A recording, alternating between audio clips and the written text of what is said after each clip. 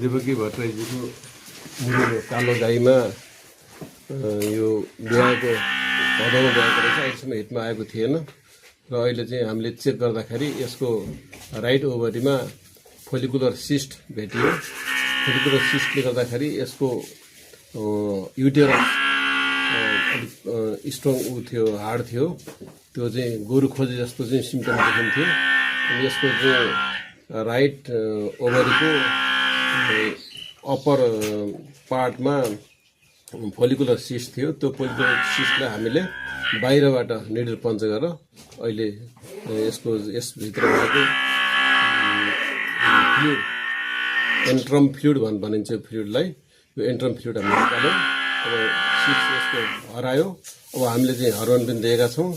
अब केही दिनपछि 1 हप्ताभित्रमा यो पशु हिटमा आउन सक्छ।